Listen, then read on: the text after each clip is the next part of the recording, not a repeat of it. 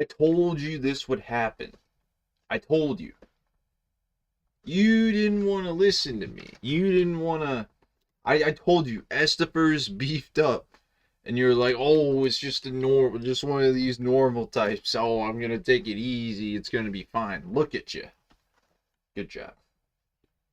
Not trying to not trying to make light of what you did there, Estefer. I'm just saying. Um. Oh, he doesn't want it. He doesn't want. I'll take it. Um. Actually, I feel like this would be pretty funny.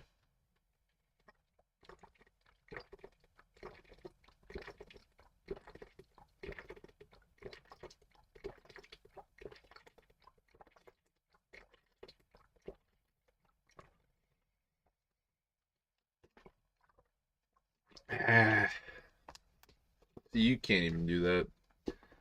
Not a huge fan of plastic water bottles. I just had one. Thought that would honestly take longer and it'd be funnier if I was just like chugging water for the first part of this. Um, Not gonna be anything crazy long. Oh, Leo, get up. We got a package. Yeah. Oh, yeah.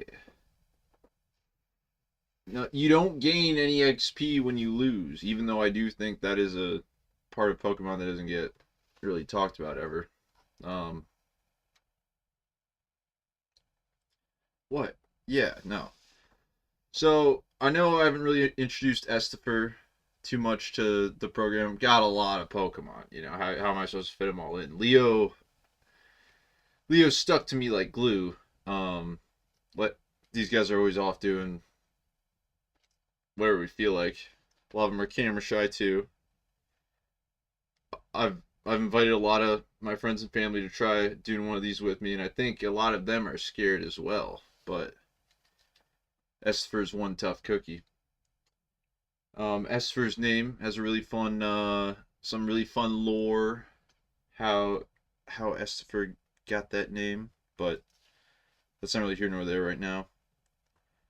But I've always thought Eevee, it again. I know I have some pretty basic Gen 1 likings of Pokemon, but also you have to understand it's not exactly easy finding those niche Pokemon and like plushes and like winning them at Six Flags like it is a Squirtle. Like you think they're gonna have, you know, Lapras? You think they're gonna have a Lapras at Six Flags? I don't think so. Now the problem with Lapras,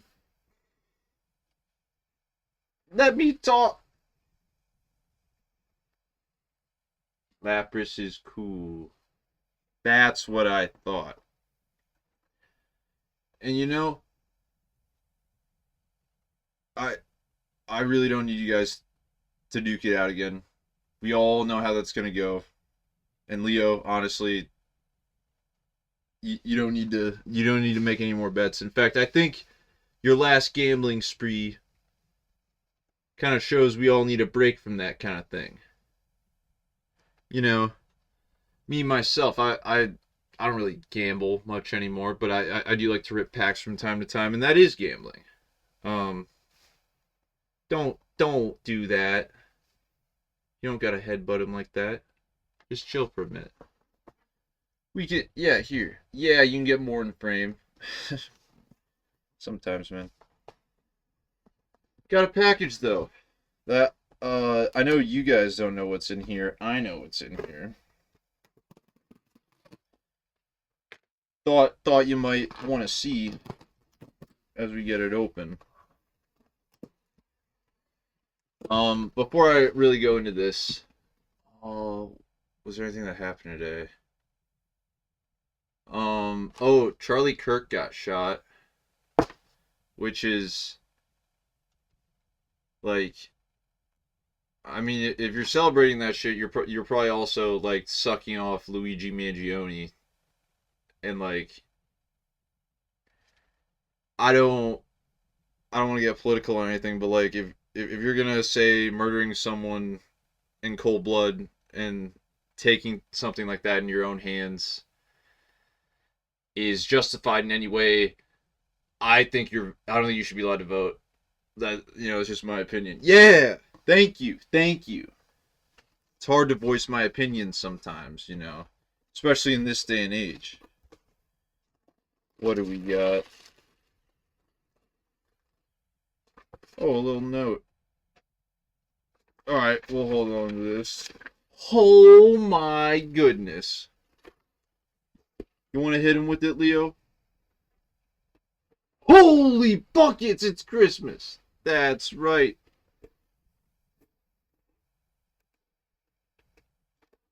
Maybe we should tease it a little more. Yeah, maybe we should. We're fine, though. Estefer, what do you think? I know. What's the big idea? What's the big idea? Leo's obviously hopped up. Estefer's kind of swish. Whatever about it. Moving on past that stuff. Don't really want to touch on it anymore. S&P, they opened at an all-time high today. Cool. Obviously, the world's in the best place it's ever been. We're all going to automate everything and get rich before it happens, so we won't need jobs anyway, right? We'll time it perfect. We'll time it perfectly. Especially as, boomers sell all their stocks, and then like everyone my age that keeps saying put everything into ETFs, and then ETFs only lose money for the next 30 years. Yeah, we'll see how that goes. We'll see how that goes. I'm not saying the ETF bubble is going to pop necessarily, because I think the ETF bubble itself, it can't really be popped. What's going to happen is it's going to be a leak, right? Yeah, Leo, you know about bubbles. You know all about bubbles. Fine. I won't say bubbles anymore. That was a nickname. That was a nickname me and Estefer used to call him back when he was being a little too, a little too lippy. We used to just call him Bubbles, and he didn't like that too much. But the problem with the ETF thing, and like well, not the pioneer of this idea, but I also somewhat arrived at it like a regular human being would who looks at any market. If you have, right, let's, for instance, this will be more fun to do with the whiteboard. Oh, that's funny. There's some random ideas for how to sneak in Easter egg clues into the game, not in videos, but like also videos. Does this work? Okay, cool. Oh, it's smudged. So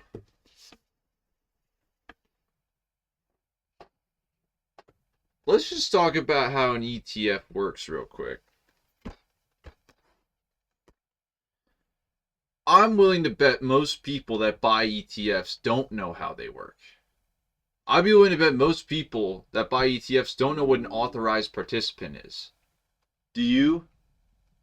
No, didn't think so. My dad,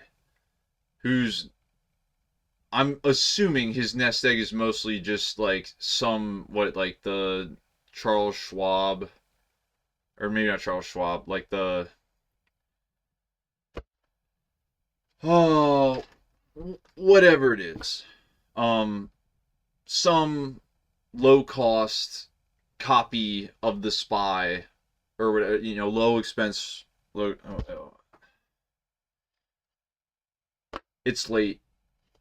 If I really try to push through and say all the terms properly, I'm gonna misspeak some of them. So just bear with me. This is how it works. There's a thing called an authorized participant. They can do whatever they want with the ETF. It's not really super important. It's more important for like kind of other like smaller things that like it has a bigger impact on smaller things the more you go out. But no one cares about those because they only care about the FANG stocks, and the FANG stocks as it is now. Or I guess FANG, or Mang, because Meta, not Facebook, whatever. So let's just go, you know, Meta, Apple, Amazon, Netflix, Nvidia, Google. We'll throw Tesla in there. Cool. Number one, you should be boycotting every single one of these companies as much as possible. I obviously have a Google Pixel phone, and I use Google as a programmer every single day. And if you don't, I don't believe that you program anything. Oh, Microsoft. Forgot about Microsoft. Throw that in there. So anybody that invests in ETFs, or like, how do I put this? Anyone that is reaping the most yield off of an ETF has these companies somewhere in them, and it's highly concentrated in these classes. I could pull up my phone, which, you know what? Let's just do that. Is it SDHC? No. I don't know exactly. Well, let's see what it is. Is it SDHC? No. Is it SHC? What's the ETF that every Gen Xer buys? Is it the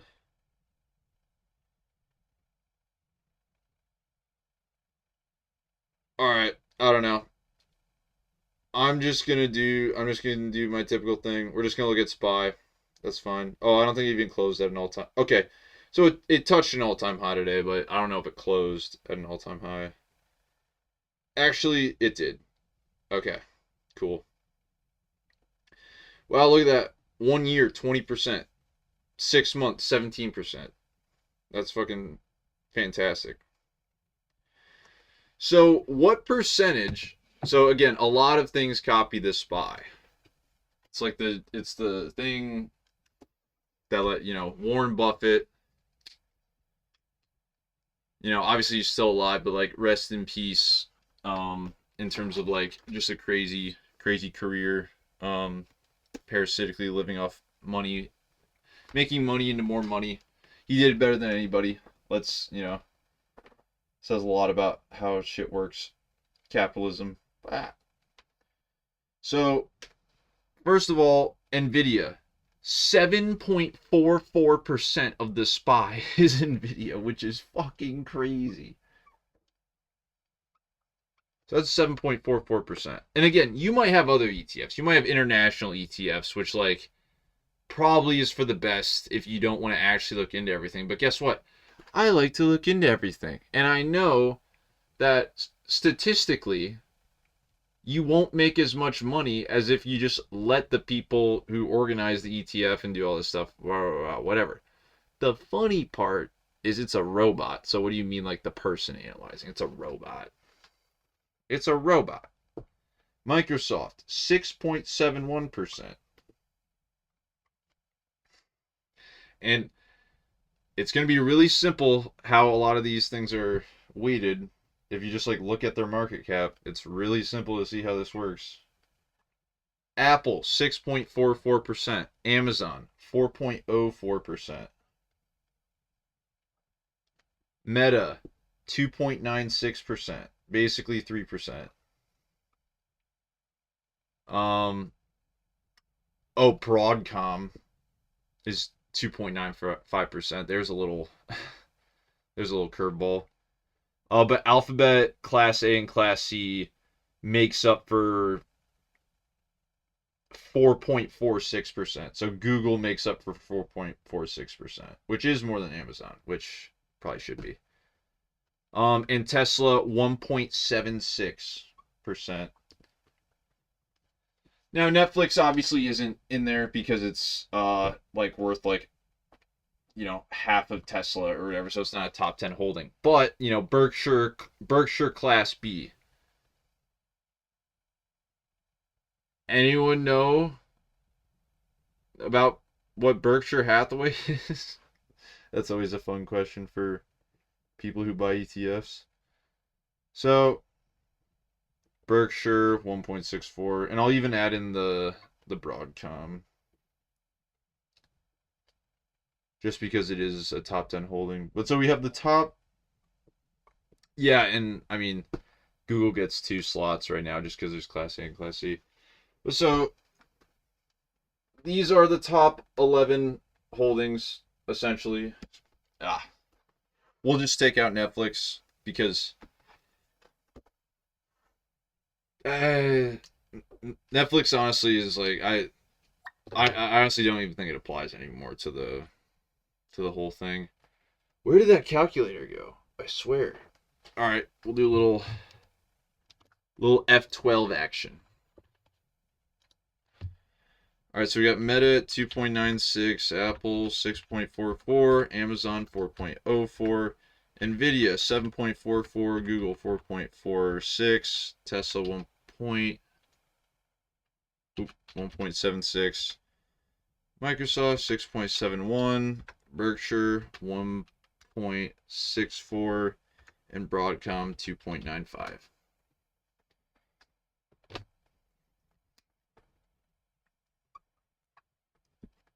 $38.4%. And that's with Nvidia, Microsoft, and Apple basically taking up 15% of the whole SPY. 38.4%. Now, this is a common critique. I'm not saying this is why the bubble exists. I'm just saying, like, whoa, 38.4%. What do you guys think about that? I know, right? It should be higher. Why is it not like 20% Nvidia and like 10% Apple, 10% Microsoft, all that, right? Why isn't the ETF just like 5 stocks, right? Well, so, oh, we still going? Okay, thought I hit my hotkey. So we have 38.4%. Phenomenal.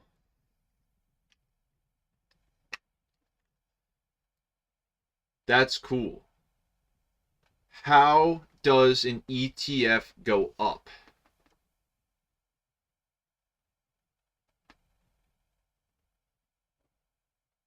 Any guesses? What makes an ETF go up and what makes an ETF go down? Because there's this thing called the NAV, right? It's not like a traditional stock where it's like, oh, more people want to buy the SPY or more people want to buy the Charles Schwab equivalent, whatever, with a lower ratio. Again, I forget what the freaking thing is called, but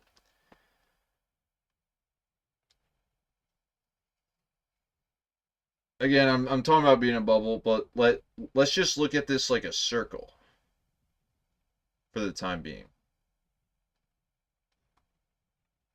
A really bad circle. Well, now this circle, it's actually a pretty good circle in terms of circles that I've drawn. It goes around. So as I go, I'm looking at these returns. SPY's up 20% in the last year. That's like 5, 6, 7 times inflation. That's pretty good. Now, to Leo, that's nothing, right? But to Estefer, good old Estefer, good old forward-thinking Estefer goes, well, now if I can get 20% every year until I retire, well, I can retire early. I could retire so much earlier. And imagine if I didn't retire earlier, how loaded I'd be. How that nest egg would be insane. So what makes the ETF go up and down? Because the NAV is, and I'm gonna butcher the definition, but so you can think of the NAV as, yeah, all right, that was embarrassing. The net asset value. it's just what it's worth, right? That's all the NAV is. And so as what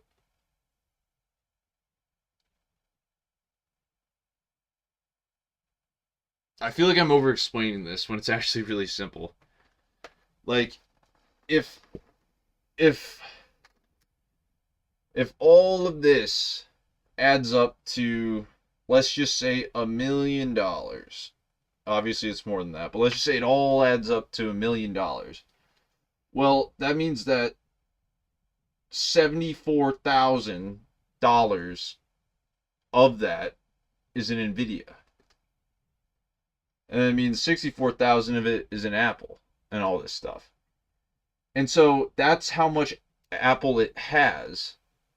But as Apple goes up, as Nvidia goes up, the net asset value goes up. And therefore, there's a small amount of arbitrage that happens where basically you go, hey, the net asset value is here and the last traded price is here. I'm going to try to make money on the difference. And because markets are efficient, we're always going to arrive at the NAV.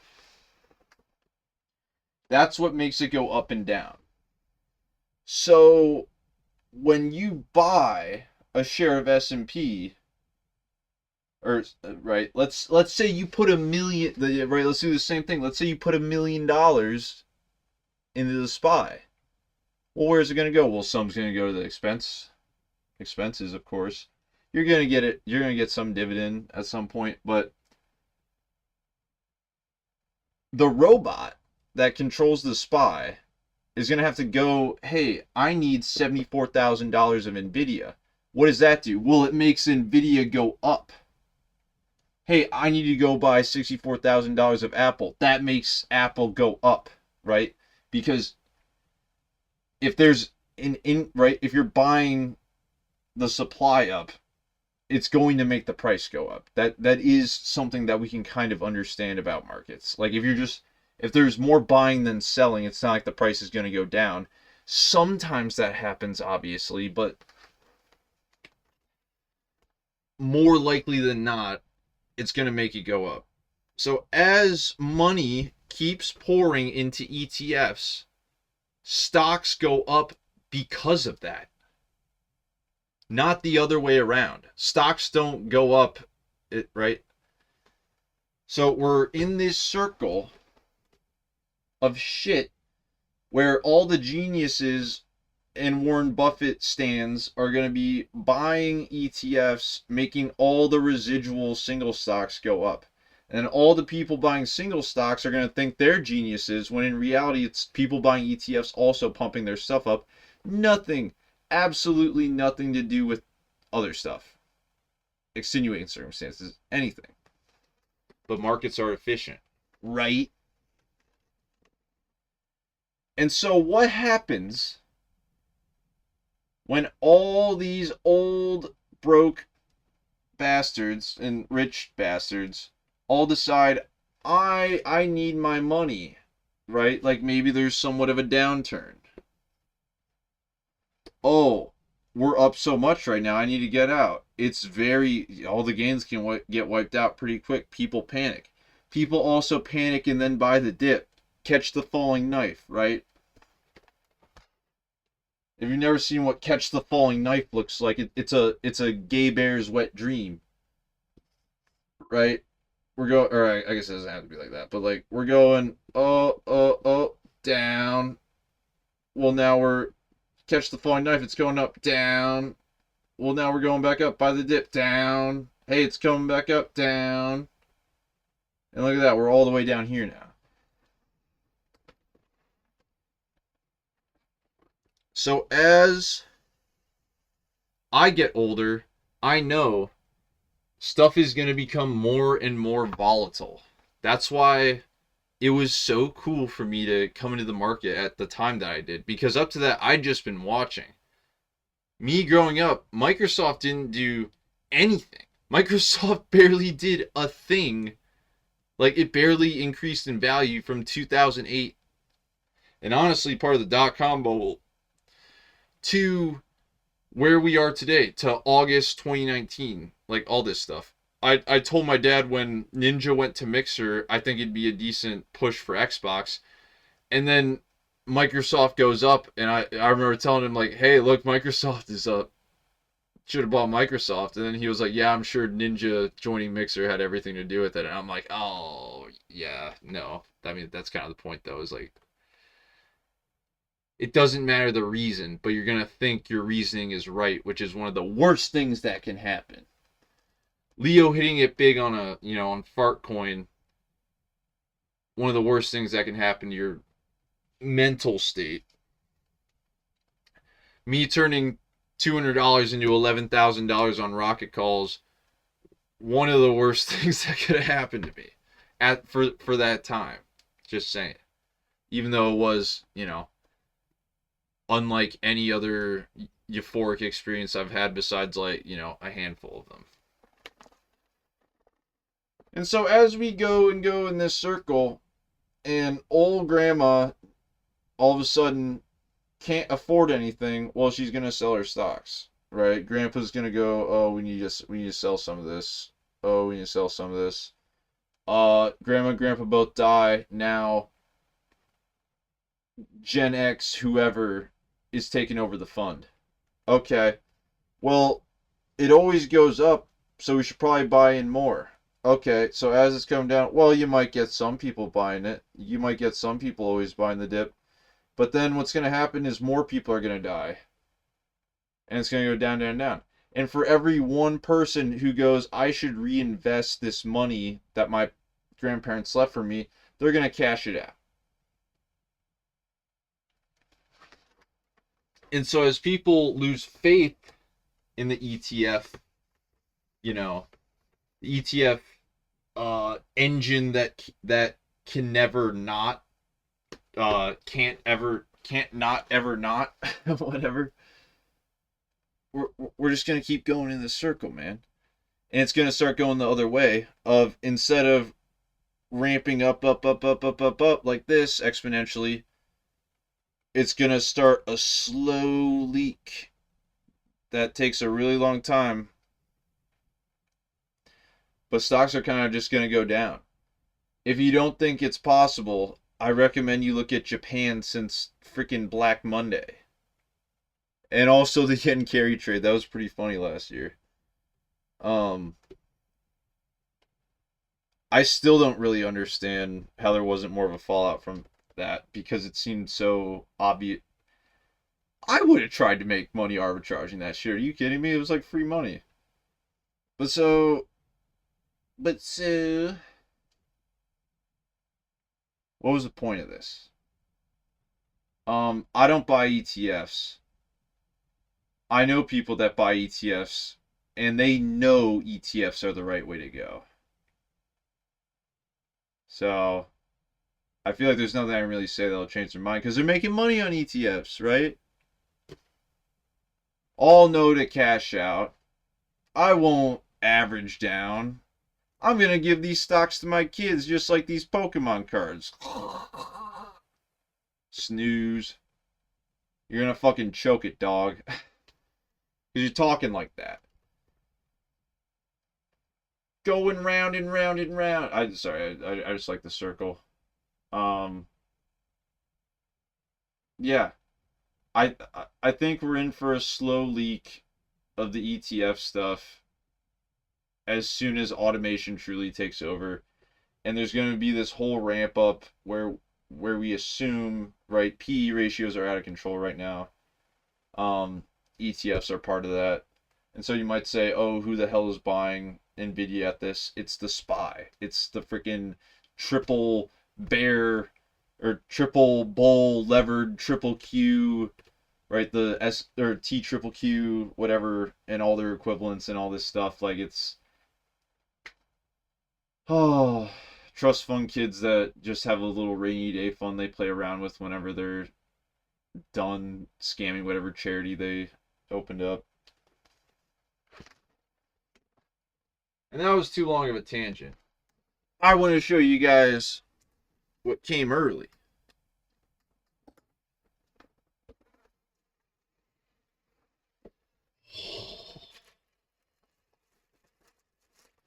Now this is right. I didn't like make this myself. I ordered it. Not on Amazon. Okay. I'm not that kind of guy. I do what I say. I've been boycotting all my favorite freaking games I like to play with my friends because I was sick of being a hypocrite about the GTA 6 boycott stuff. And yeah, one person can't make a difference. Don't really care. And I didn't ask.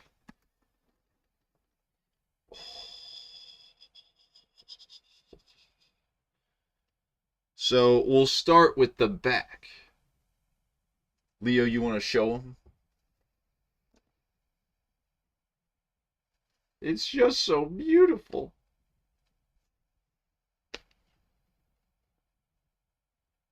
The Squirtle Squad! And for the front, this was, I believe, an art on a card. But this was a custom laser. Look at that. Look at that. Oh my god. That's literally a work of art. Oh yeah, I should have the Pokemon card. Psst.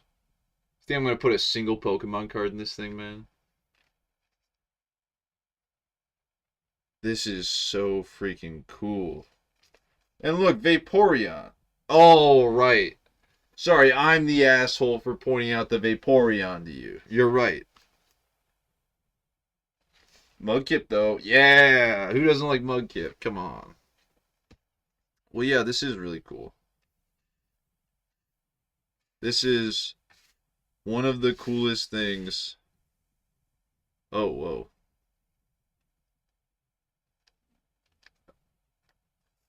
It is kind of dusty. I should look into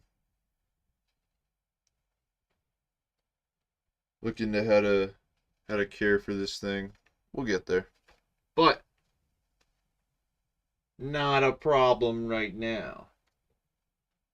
Just reveling in its glory. Wow. Yeah, that was really cool. And guess what? I needed to think ahead because I saw the shipping costs and I was like, nah, I don't know. I don't know if I want to stroke Leo's ego and pay this much shipping. I don't know if I'd want to do something like that. Why would I want to do something like that? And so I was like, well, I have a lot of cards. I'm only going to be getting more Yu-Gi-Oh cards and building more stuff. But I need to showcase, right? Being a collector is about whatever you want it to be. Um, I will make fun of you if you grade cards. I just will. Because grading cards is a scam. Oh, what's that? That's right. Surprise! Got a little Estefer on the back. Well, what's even cooler than that? Wapa. The EV art on the front. Oh my god, it's so freaking it's so much cooler than the card. And I think the card probably costs as much as the binder, which is so stupid.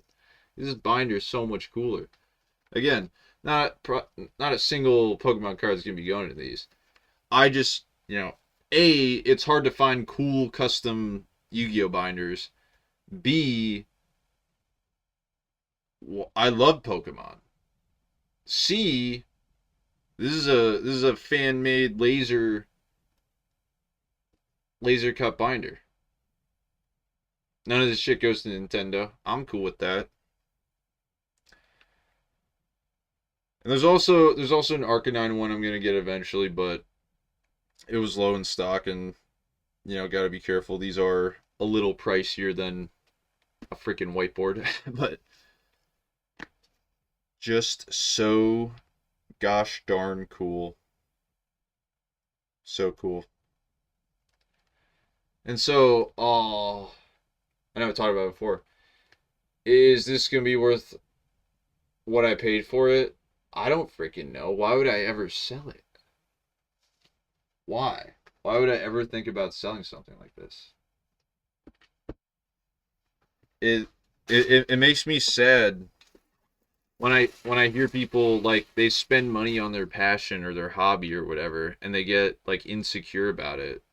Probably because they think like I'll judge them or like something like that. But like I think it's freaking dope to lose money. I think it's freaking dope to spend exorbitant amounts of money that you have on things. I don't think it's cool going into debt on that kind of thing, but like I think it's cool, right? Like what was that cringy thing high schoolers used to say or whatever? It was like, "Oh, he has $1 million and spent 1,000 on you, but I only had 50 and spent 40 of it on you," or whatever. That's the difference. And it's like, you know, just kind of that vibe of like, yeah, I don't know. Oh shit, it's 9/11, dude. Charlie Kirk got shot the day before 9/11. Holy. If I was schizophrenic, I'd say that's a coinkydink, but literally for no reason. Yeah, you guys can play with the box. We got plenty of boxes. But yeah, I just wanted to make a video, have a little fun, introduce Estefer to everybody. He'll be around. No, you guys had enough battles. Had plenty of battles today. You'll be fine. Oh, oh. Show off a card. Why not? Catapult turtle. Oh, here, wait, I'll get the light on it. Catapult turtle. Oh, how's that? That's still pretty bad. Catapult turtle. This guy used to wreak havoc. You're right. Obviously, it was an annoying deck because like getting FTK'd sucks and like playing FTK decks suck. But you can tribute one monster, inflict damage to your opponent equal to half the tributed monster's attack on the field. Ho. So like if you can get 18,000 attack on the field, you can just tribute. Game, or I guess you only need 16,000. Game. Well, hey, that's cool. Yeah, you just like Grand Maju, blah, blah, blah, like get. Actually, no, it's hard to get multiples on the field. You know what I'm talking about. I just built a Grand Maju deck. Obviously, there's Yu-Gi-Oh! Magical Scientists and all these other things, but they massacred my boy once per turn now. Wow, what's the point of what's the point of Catapult Turtle if it's only once per turn? Oh. I guess you get multiple Catapult Turtle, but good luck. Because it is a soft once per turn. At least there's that. But can't save it. No, I'm not calling you Catapult from now on. Even though I think that would be a good nickname for a Blastoise is Catapult. Don't know why. Blazooka? No, that's like what a 6-year-old would name his Blastoise. What are you talking about? Oh, there's a new Doja Cat song for her new album. That's cool. You listen to Doja Cat? You bet we listen to Doja Cat. There was what was one other thing I wanted to bring up. Actually, no, I talked about ETFs for like ever. Musk got dethroned as the richest person in the world, which is awesome. He's gonna have to learn how to play Diablo now. He's gonna um he's gonna like maybe actually like have to like I don't know, get a job. No, I'm kidding. Like I think it says more about the AI boom than it does about Elon's status as like the richest person in the world, because like I don't know, I don't want to talk about stuff like this. Let let's end it on a gamble. Estefer, call it. You didn't call it. Estefer, call it. It's not gambling. We're just calling it. Leo, quit trying to get Estefer to gamble. It's not going to work. Oh. Oh. I see. I see. Well, I guess everything's a gamble when you look at it like that. Yeah, I guess that's what we should end on. Um, just like try to think in your life things that you do every day that are consistent and always there, always maybe the same, maybe always happen, whatever. And think about whether it's a gamble or not. Because, you know, even putting your money under the mattress is a gamble. Better lock your door. Woo. Soup.